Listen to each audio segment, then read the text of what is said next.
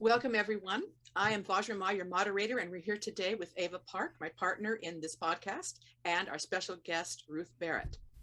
Welcome to And There You Have It, Modern Times Guided by Woman's Ancient Wisdom. And today we're going to shed light on the question, is there something missing in feminism? First, I'd like to introduce our guest, Ruth Barrett. Ruth Barrett has served as a leader in the international women's spirituality community for over 40 years as a Dianic priestess, teacher, ritualist, and musician. She's the author of Women's Rights, Women's Mysteries, Intuitive Ritual Creation, and she's contributed to several anthologies in goddess spirituality.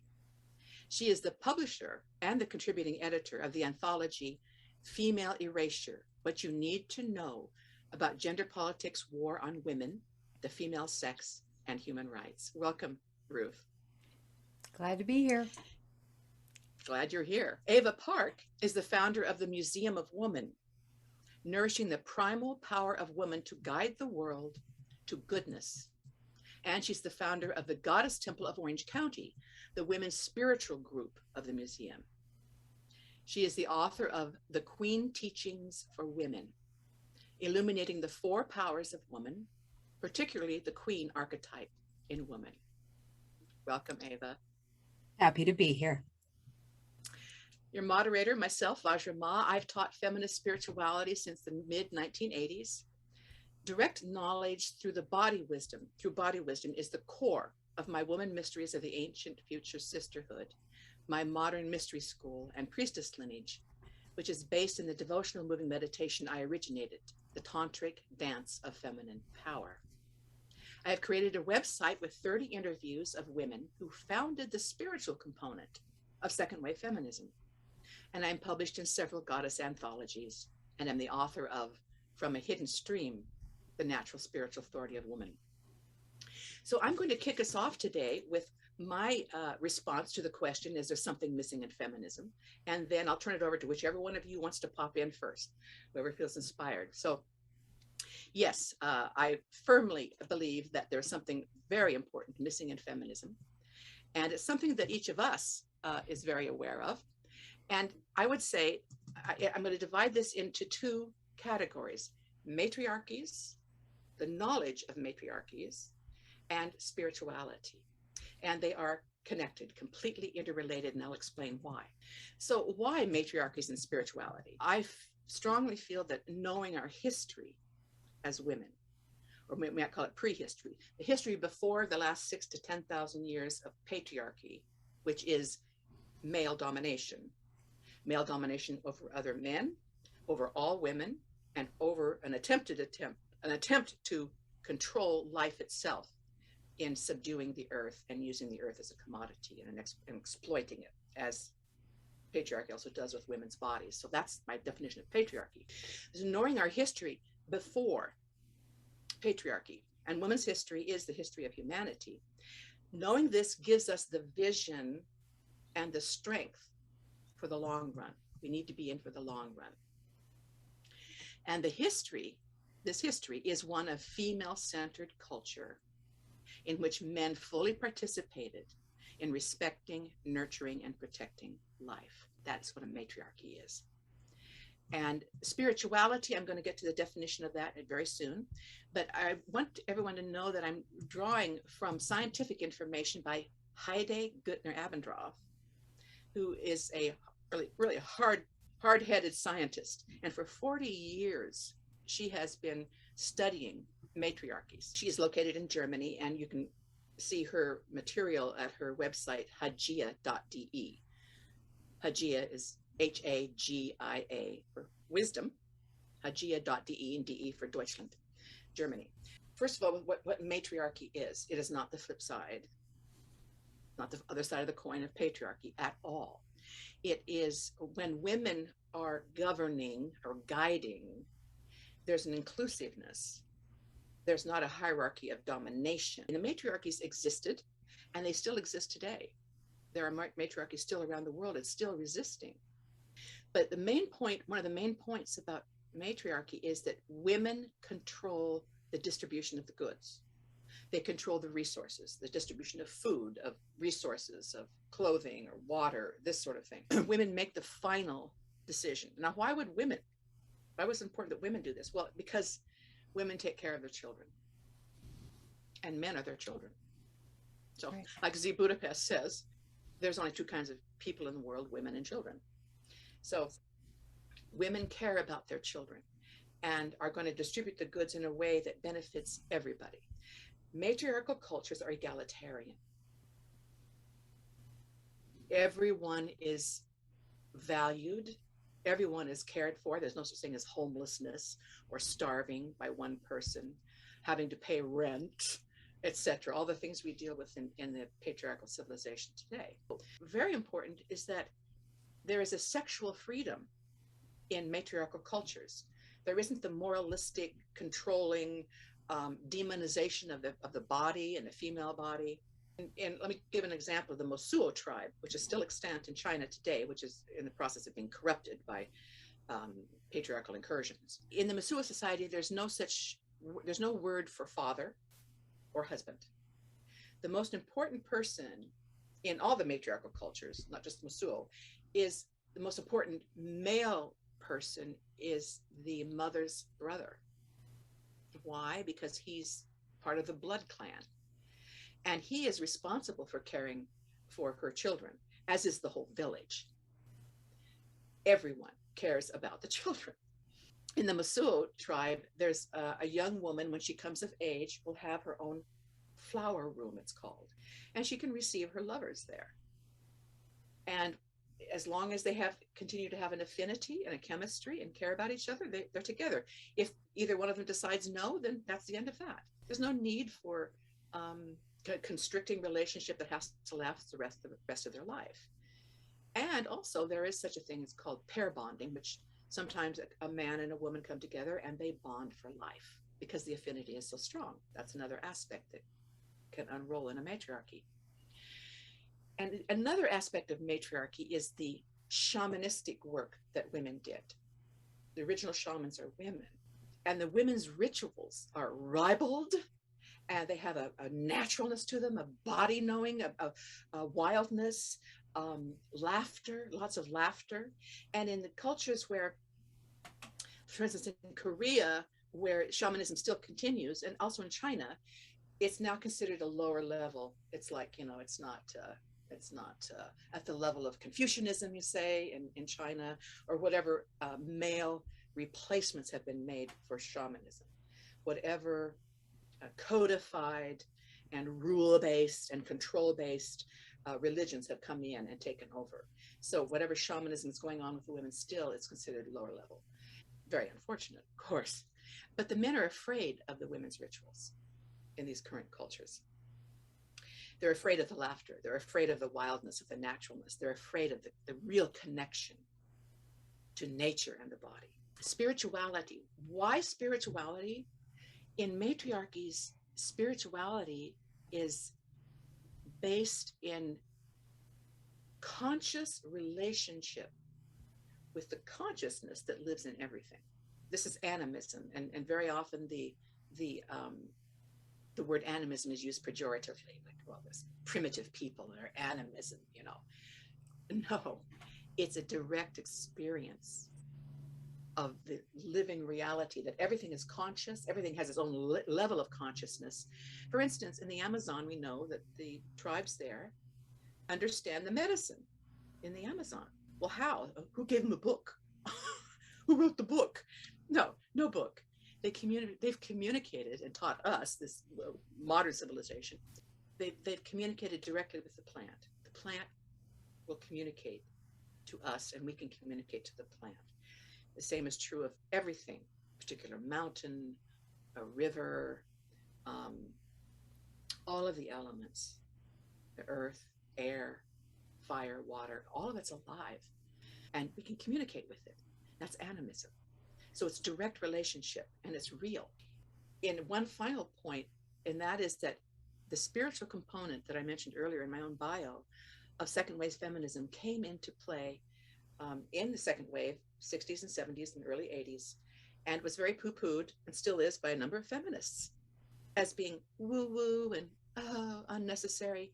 But the story, the creation story we tell, is what creates our culture, creates our institutions, our structures, how we live.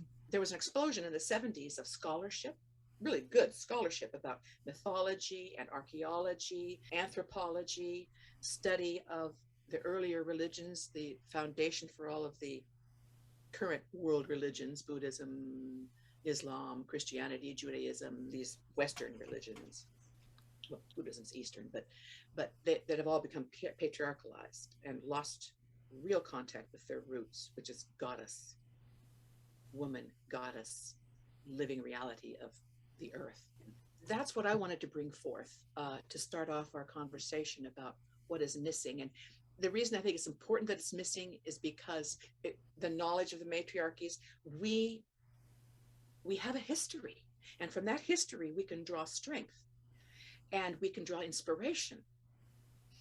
And most people don't know about it, not just women, all the population at large doesn't know this.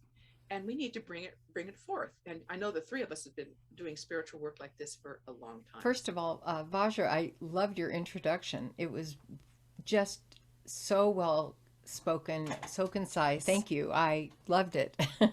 While you're talking, I'm thinking about what it was like in the early days of the goddess, what was before the goddess movement, what led to the goddess movement, when women around where I was and myself began to learn about this thing called matriarchy and matriarchies. And of course, the work of Maria Gimbutas was happening. We were learning about what she had uncovered in her work around goddess civilization in old Europe.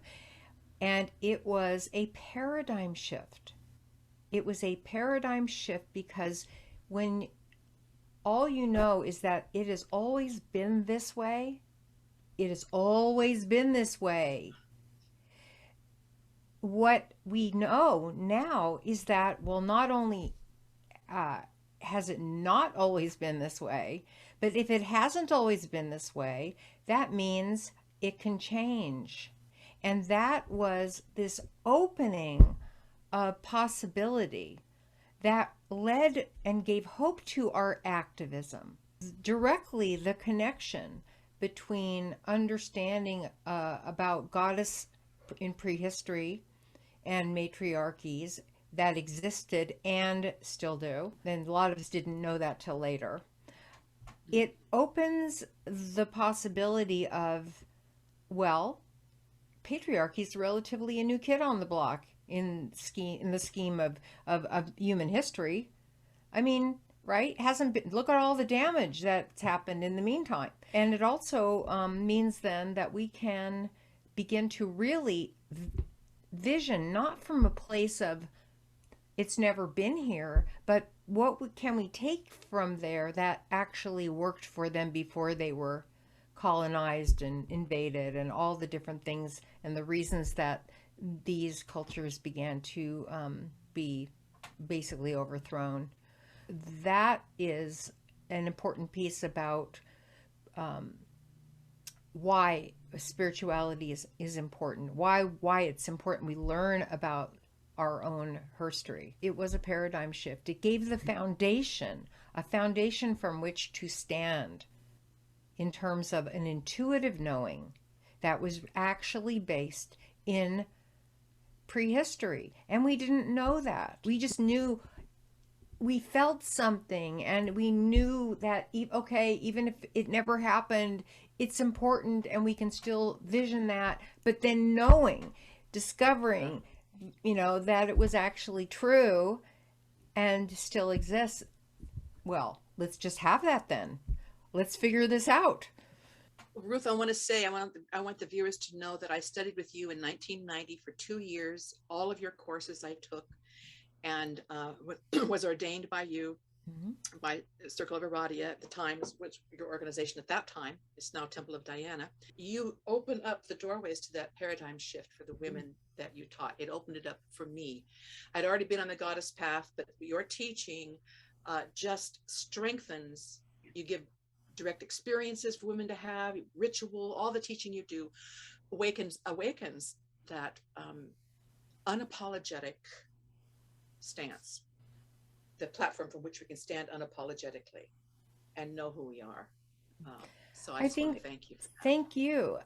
And this is why priestesses are necessary and needed fundamentally, because the work in from my own experience, and there were women who opened the door for me too. And then the more we learn, and then we, bring our own flavor to different pathways of how to do that. And then of course it's up to the woman to open herself to that. It's not that, you don't ever do anything to somebody else. You don't sprinkle fairy dust and it's just transformed.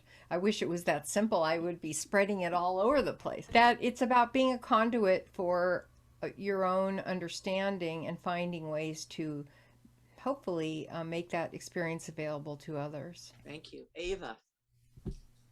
Well, thank you to both of you. I've learned so much from both of you. I attended a couple of conferences recently, and this is one of the reasons why I think feminism needs spirituality. These conferences were created by brilliant women, intelligent, intellectual women who had all the arguments. But the thing about arguing is, I remember from logic classes and debate classes in high school, it's if you use only words, you can twist anything to be anything else. One of the reasons why you mentioned in your preamble, Vajra, that the men were and are afraid of women's ritual because it's wild and it's juicy and it's in the body, and the truth is coming from the body, which, as you taught me many years ago, Vajra, the body cannot lie. The body does not lie, but words can lie. Words can be twisted to sound good. This is how every dictator has conquered his territory, is by taking words. Hitler and Stalin and Mussolini and going back in time, they took words and they twisted them to sound good to other people, to oppress this group, to turn people against each other, all those things. And that's possible to do with the mental realm, but it's not possible to do with the body realm, because the body knows the truth. Feminism, in my view, this is only one piece of it, but in my view, feminism cannot rely strictly on intellectualism and words, however smart and brilliant and persuasive they may be. We cannot rely only on that. We must have the truth of the body. And that's why Ruth's rituals and your rituals, Vajra, are so incredibly powerful, because you can feel the truth that is allowed to come through women's bodies. And that is something that we will never have if we allow ourselves to be disconnected from the body and use only intellectualism and words and speaking and articles and books, no matter how good. There has to be that core of the body in this work, in feminism. That's what's missing when I go to these conferences. If they don't have an understanding that something of the body has to be part of the conference, then it's just in the mental realm, and it's interesting and it can be persuasive, but ultimately it's not the juicy thing that overwhelms all arguments. And that's what cannot be denied, is the truth that comes through women's bodies. And I think when you're saying that, Ava, that you that includes the heart opening, the emotions, deep feeling, connecting with each other through that heart connection, and that whole vibrational sense of we are together and there's something happening that creates a field around us that is, when we're together, is more intelligent than when we're apart. Absolutely. And there's no arguing with that. You know, people from different religions can argue the tenets of their religion, the points of their religion, and one is better than the other. But there's kind of no arguing with what comes out from the heart, from the body, from all the things you just spoke. There's kind of no arguing with it. Yeah. Yeah. And the heart is the heart of spirituality, isn't it? The heart.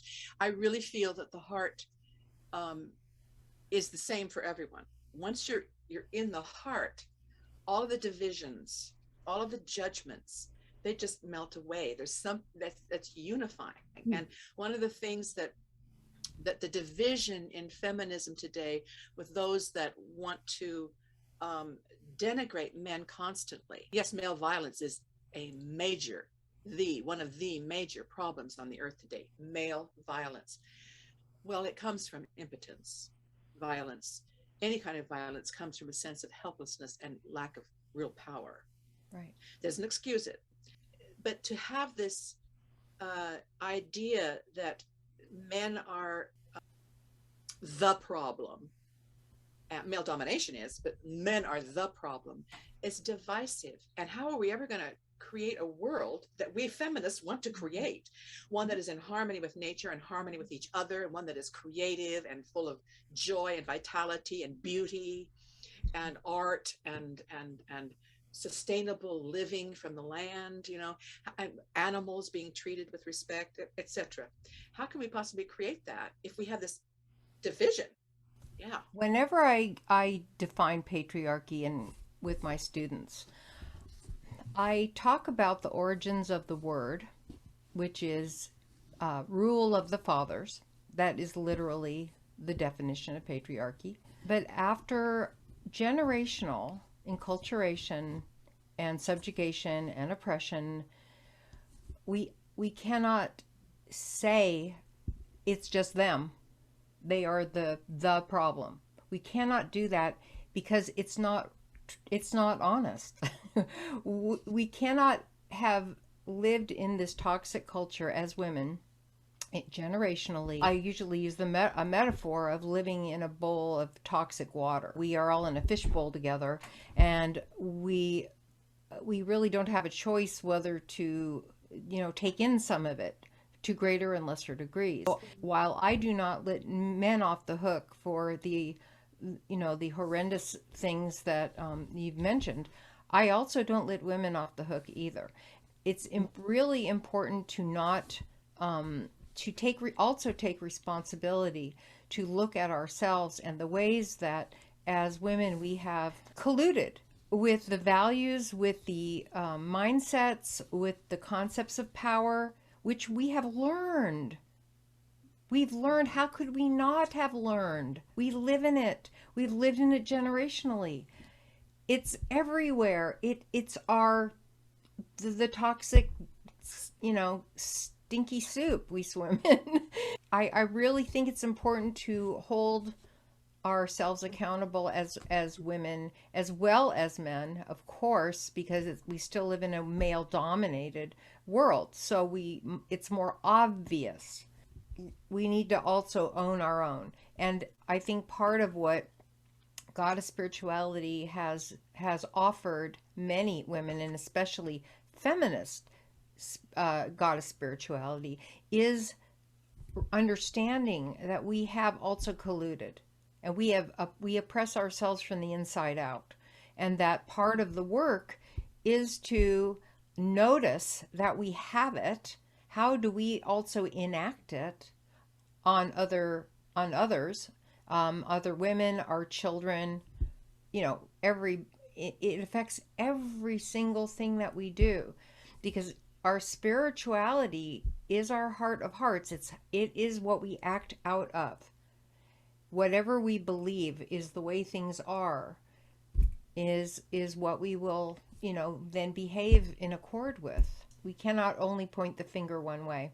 We have to point it towards ourselves as well. I think a lot of people might have the wrong idea as far as I think we're concerned, that spirituality and oneness and, it's all love and light, and then they complain and they say, well, it can't just be love and light. Look what's happening. Our form of spirituality, I think, if I could speak for all of us, understands that boundaries in the human realm is certainly part of the vision for life. The vision for life that we have is our spirituality, and boundaries in the human world can be, and in human relationships can certainly be held in a completely loving and spiritual and compassionate way, and indeed must be, or then things start to fall apart. So those boundaries are not about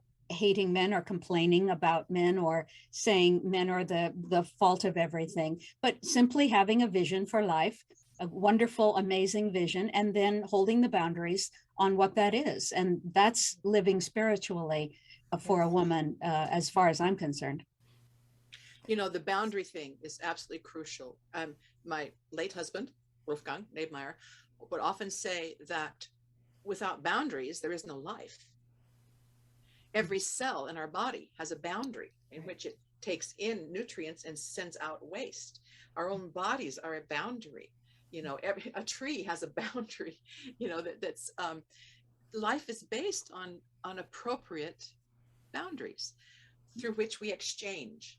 Through which we live together in a great cosmic field, but we have our individuality and we have our unity and we have the boundaries. It's included in that. Yeah. And I know many of us believe in reincarnation, not everyone perhaps, but many of us. And if you factor that in, then how can we actually blame men? If you have a larger perspective and you believe that you choose the body that you come to here on Mother Earth, then you pick male or you pick female, whatever serves your intention and life purpose. So one cannot be the fault of the other. One sex cannot be the total blamed one, because we're all choosing, we're all picking somehow, and then arriving and then enacting that. So if you step back farther, then you see that perhaps the problem is more about our human consciousness and not about whether we have a penis or a vagina. Yeah. I'd like to put in a picture here about how men can be very nurturing, and how in a matriarchal culture they are enculturated into that. I know that in the Philippines, in the traditional ways in the Philippines, that around age 14, 15, a young man who's like bursting with testosterone, right? In our culture would be rampaging around, grabbing girls and this sort of stuff and watching pornography and so forth. But in the traditional culture of the Philippines, that is the age at which the young man is given the task of looking after the young children. So he can learn to nurture, right when he's at that volatile point of, hormonal change and becoming a man and feeling his strength and his testosterone. He gets to channel it into caring for children. And there's one other example I want to give that was given me by Nandu Menon is his common name. And he was part of the Oti Vidya lineage and raised in Kerala, India, author of Kali Zodiya.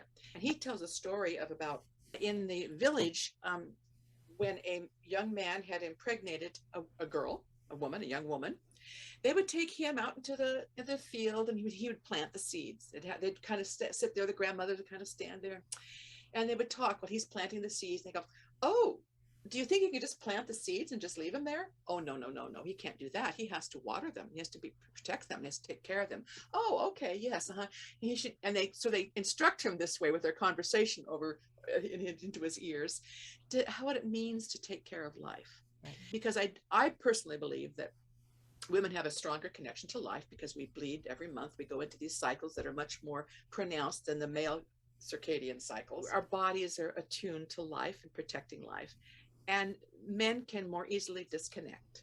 In these cultures, the wisdom of the matriarchies and the matriarchs was to guide the young men into understanding how to nurture and protect life. It's what are we learning from our culture?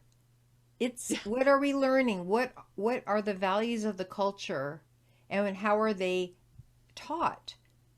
How are they propagated? This is an example, what you're sharing, Vajra. If I was raised as a Scythian Amazon, I would be raised to know how to use a bow and be a horsewoman and take care of children. The body we have and what we are, those traits that have been gendered by patriarchy in our Western culture are the problem. You know, humans are capable of, I believe, every nuance of emotion and caring.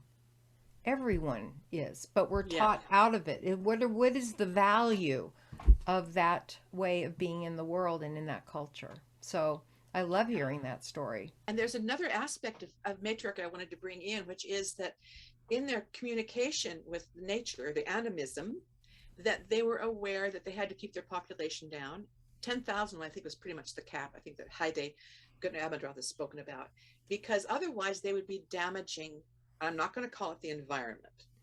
It's not the environment upon which we stage ourselves. No, it is the living earth and the living beings around us, the earth, the plants, the minerals, etc., animals.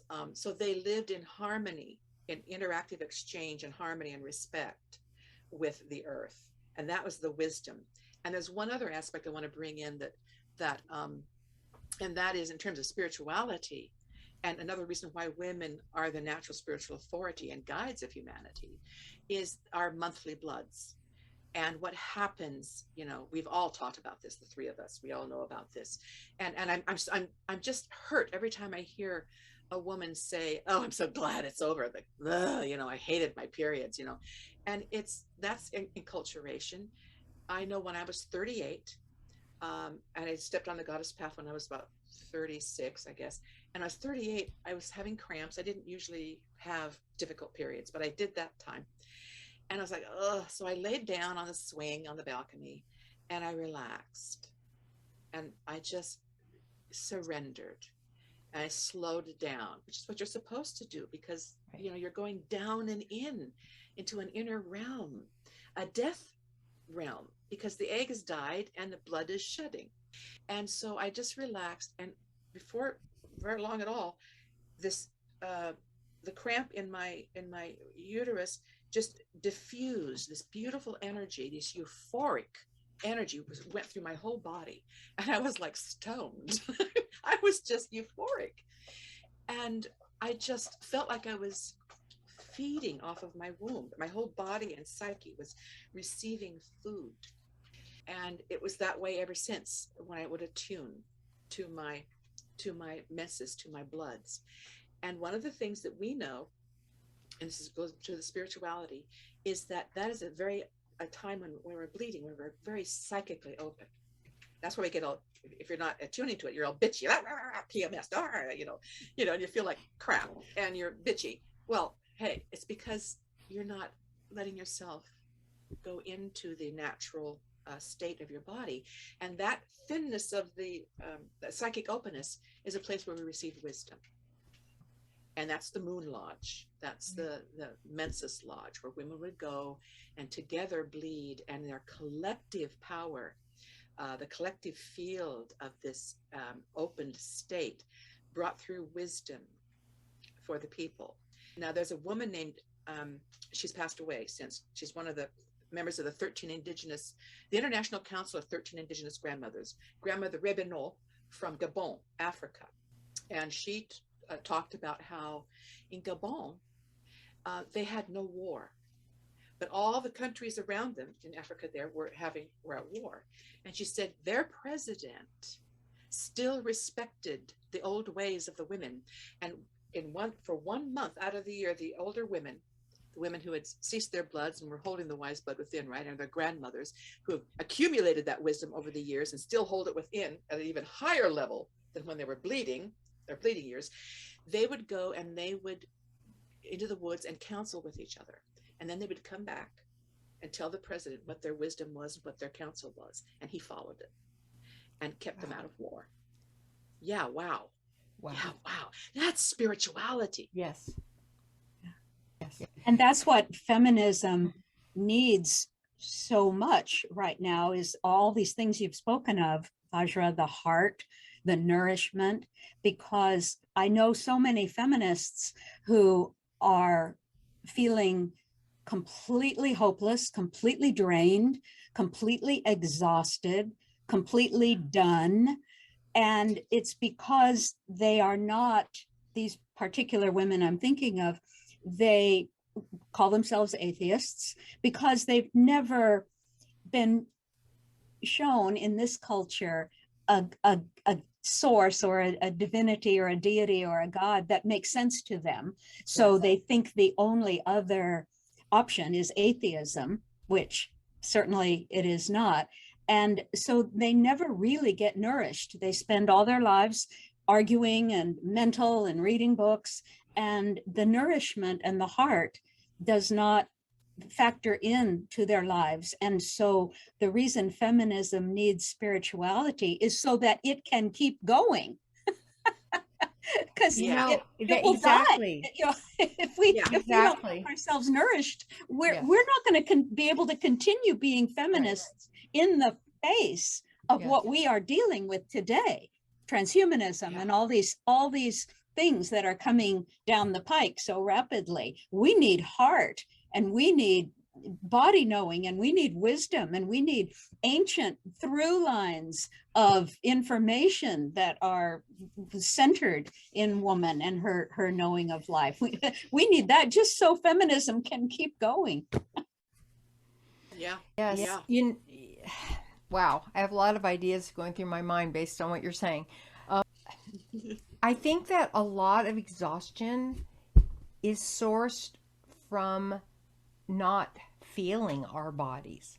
Because if we have to survive in the dominant culture, which is so female hating, if you listen to your female body, how are you going to operate in the male system?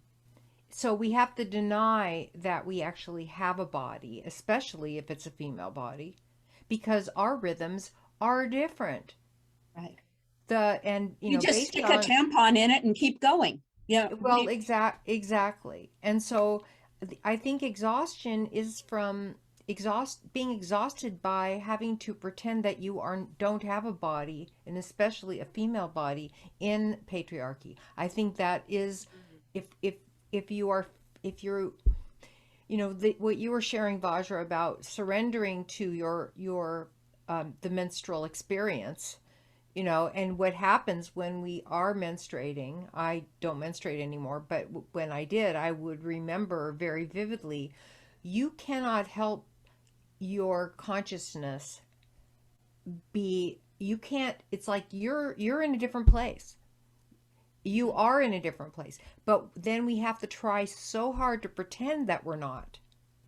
And the amount of life force that takes to pretend that nothing is going on, the amount of life force it takes to, and then of course this doesn't help this, because you're doing the opposite thing.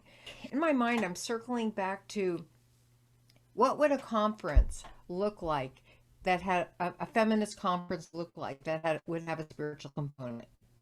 And I'm thinking, okay, what would that look like? What would that be like? What would be different? Including that we have a body in the talk from the neck up. Even just to say, we're beginning, let's breathe together. That simple thing. Yeah. We're not supposed to acknowledge emotion, even though we're expressing things that make us angry. We're not actually supposed to say, this really pisses me off, or I'm really angry right now, and have your voice show it, because then you're out of control. And that goes for the joyous experiences and also the things that make us angry. I have to just tell you this very quick story. This was the best compliment I ever received pretty much in my entire life at a certain point, which was facilitating my first coven. We Moon Birch Grove. We were asked to facilitate a seasonal ritual at a very, very early goddess conference, feminist conference in Long Beach, California. And it was bizarre because we were on a stage in an auditorium facilitating a ritual for women sitting in chairs. Yeah. Okay, so I mean, seriously, it was really like one of the weirdest experiences ever. But we actually were able to get women, I mean, up and shouting and moving and all of this stuff.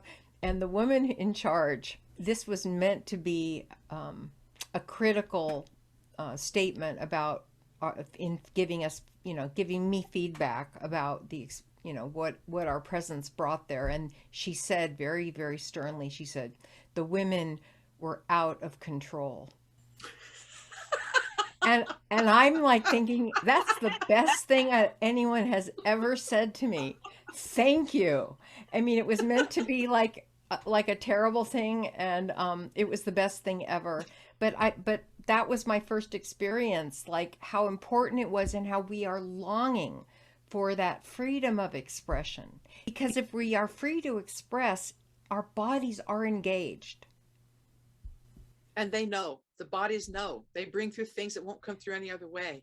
That's such a beautiful example of going back to the ribald shamanic rituals of women in matriarchies, and then the tamping down by the men of their overlay of their patriarchal stuff, get them out of control, get them under control, to be controlled. Yeah. I don't think humans in modern society, either males or females, understand how very inhibited we are because of what society tells us is right or wrong.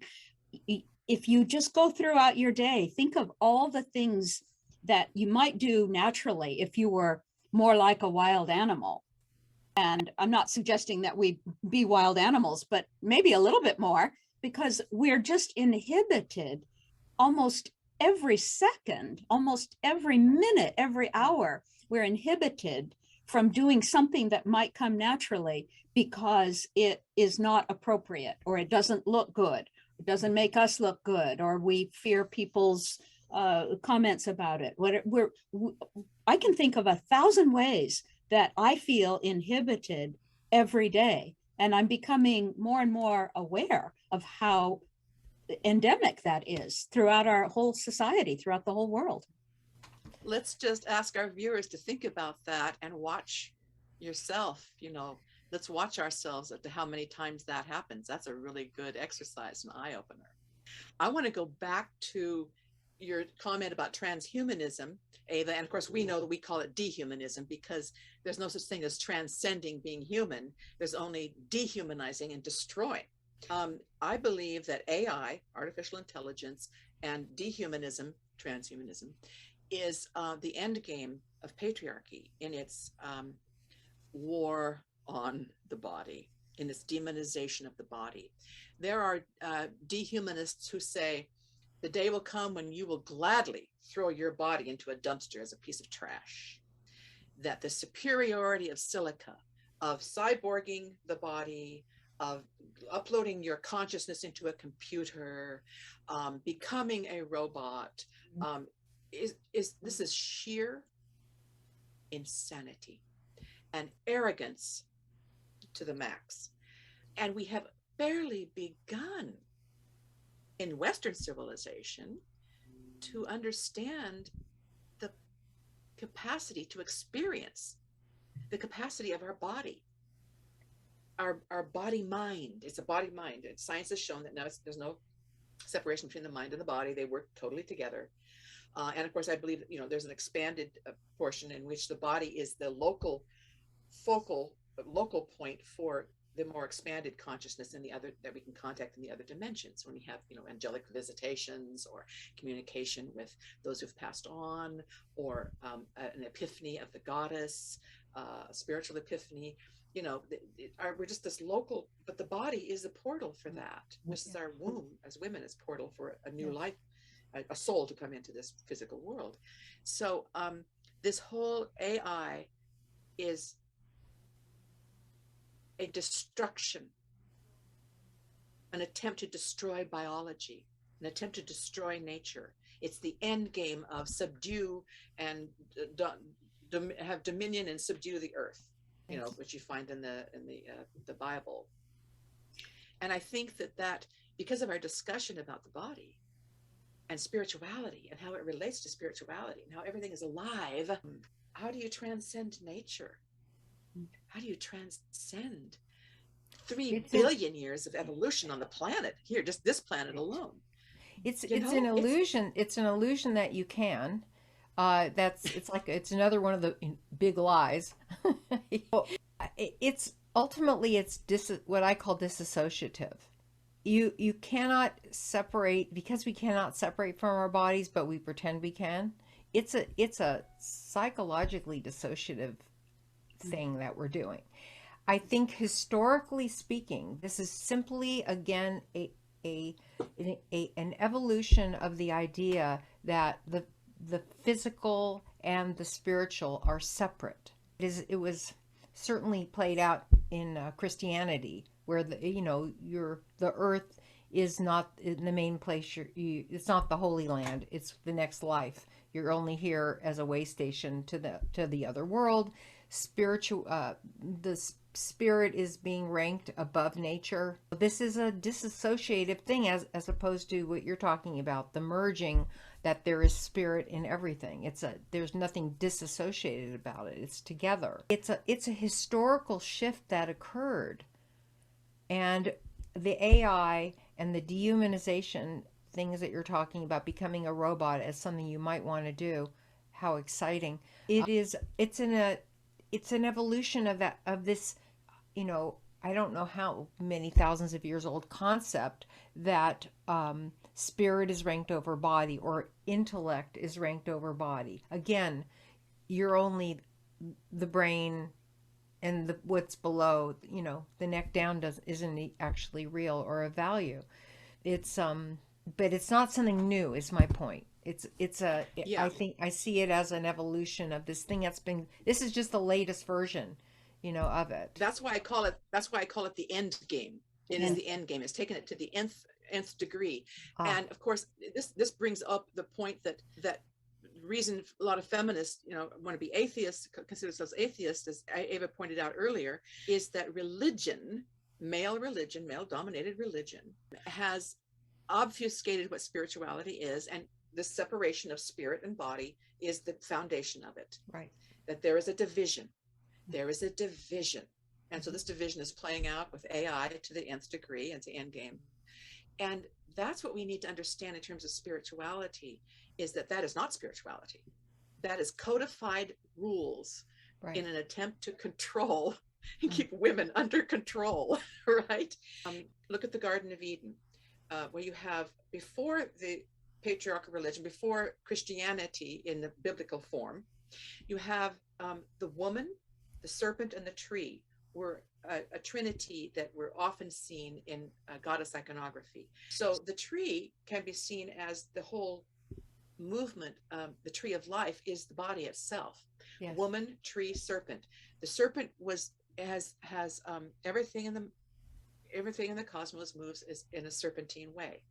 Light waves, sound waves. Mm-hmm. We undulate with pleasure in a sexual experience.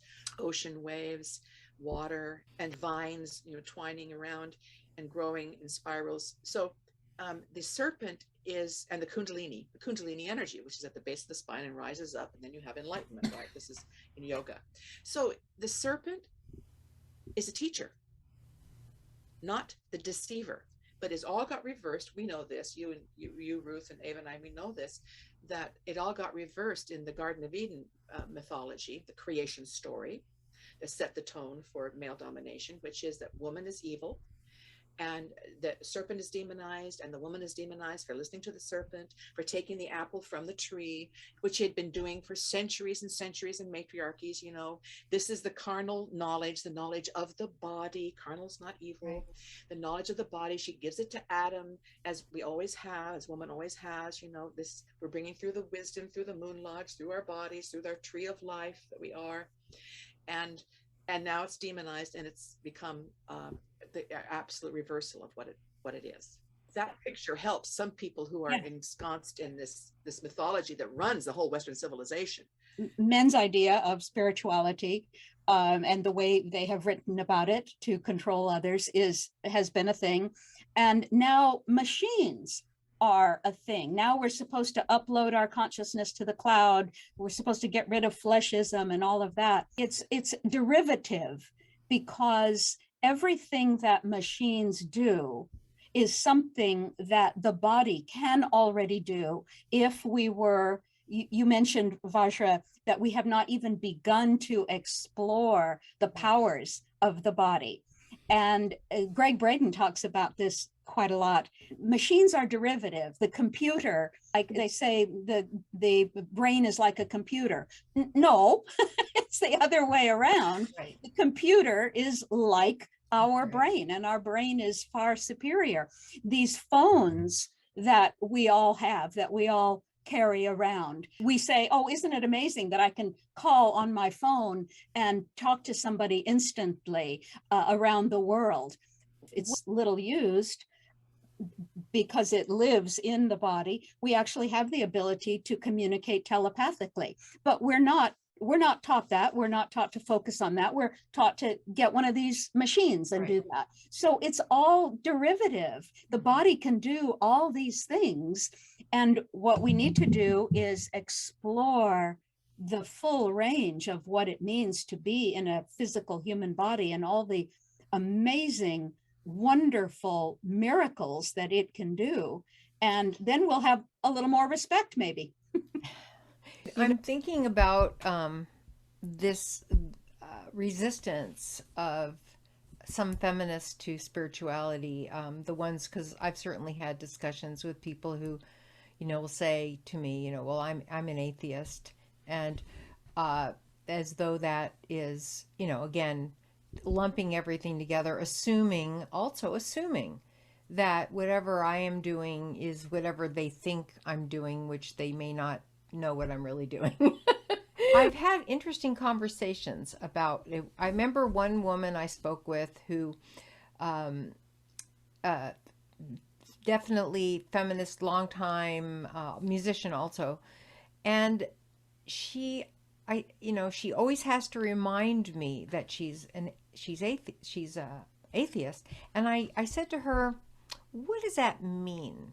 Very typically, what that actually means when people use the word is that they don't believe in a supernatural God, usually male, a male God, according to Western ideas about what that is. And so I said, I guess I'm an atheist. Me too. I'm an atheist then. I'm an atheist. And I remember this woman looking at me like, what? And then I said, where do you find a sense of peace and connectedness? What do you have that? Do you have, maybe it's a location, maybe it's a place in nature where you have an experience that you are connected to all that is? And she said, well, yes. She said, I go to the ocean. That's where I have this feeling of being, more than myself, connected to all that is. And I said, well, that's spirituality. Exactly.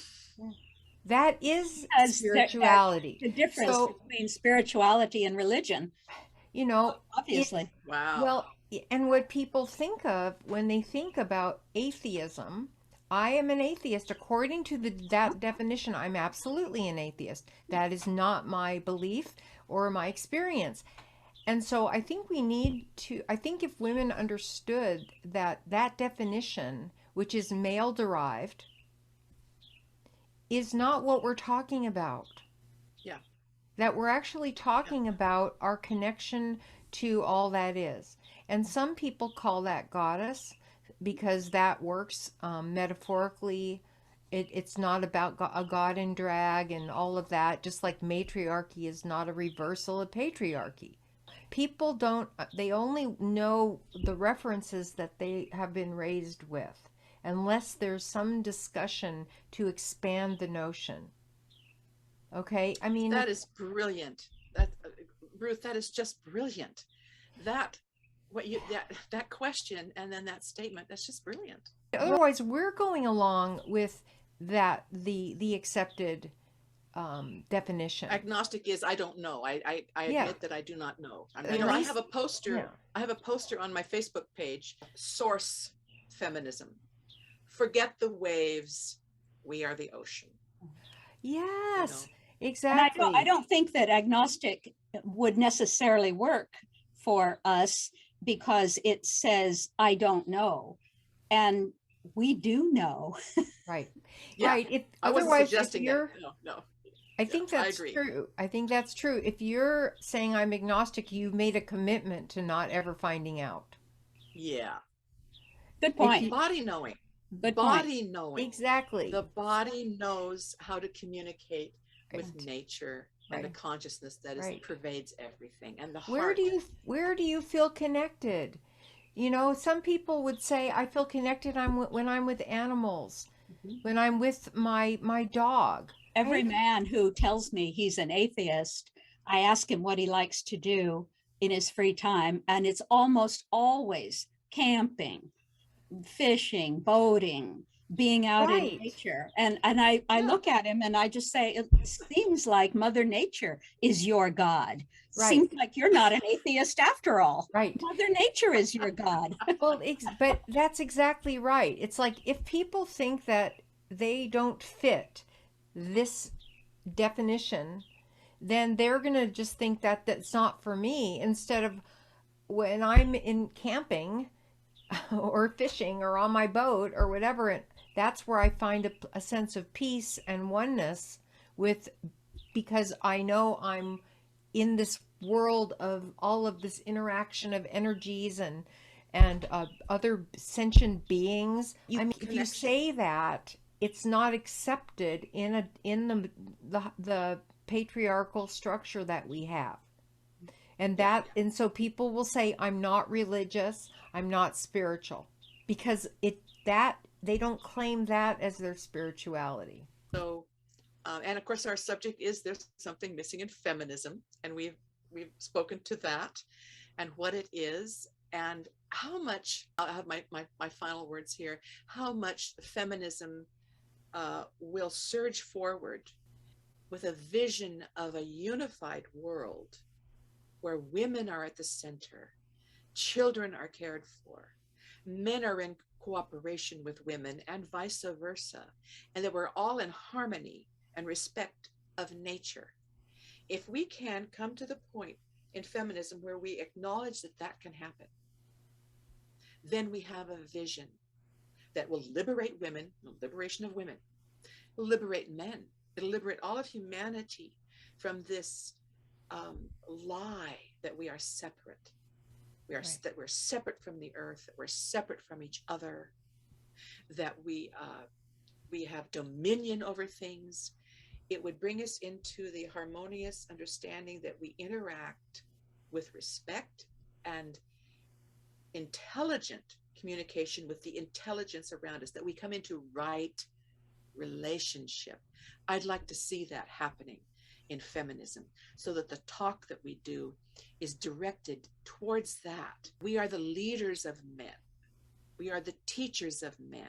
As Amachi, the great hugging saint of India, says, a mother is the first guru, the first teacher of the child. And let's come back into respect for that. Let's stand in that with a knowing that we have the history. Right. This is not some, oh, we got to make this up. No, this is how it has been until the last brief moment of patriarchy. That stand unapologetically and with a strong and discerning and loving heart that we as women, with the spiritual vision, that because spirituality creates politics. It's the spirituality, it's the creation story that creates the politics and the structures in a culture. So from this place in feminism, a feminism that is coming from the core of real spirituality, which is relationship with all things, that we can then move forward with a greater power and a greater unity amongst ourselves, because we're quite divided, women. Feminists are divided and women are divided, and we can come together in a unity that will then lead humanity back into right relationship with each other and earth. Feminism needs a vision, and women in feminism need a vision. They need a vision so they can communicate it to men, because men the world over do not have a vision for life that actually is life affirming and that works for life. Women need a vision for life. Feminism needs this vision that you speak of, Vajra, and things will start to come into right relationship when women have this vision for life. I think it's about claiming our own creation story. And the creation story that there's the chant, we all come from the goddess and to her we shall return, like a drop of rain flowing to the ocean. That's a creation story. You know, what is your creation story? Because if you know what your creation story is, that is what it will guide you in your decisions. If you are wanting to be an integrated person, so that your spirituality, and I'm going to define it around the notion outside of atheism, what makes you feel connected to the web, to the interconnected world that is all this, sentient beings and all the energies that are seen and unseen around us. The integration of who you are and your place in the universe on this planet. What is your creation story? And does that creation story move you forward in the direction of a world worth living in? And the women who are founders of the spiritual component of second wave feminism have begun that, opened that portal to the creation story that will do what you've spoken of, Ruth. Yeah, thank you. Thank you, Ruth Barrett. Thank you, Ava Park. Thank you, everyone, for being here with us. And there you have it.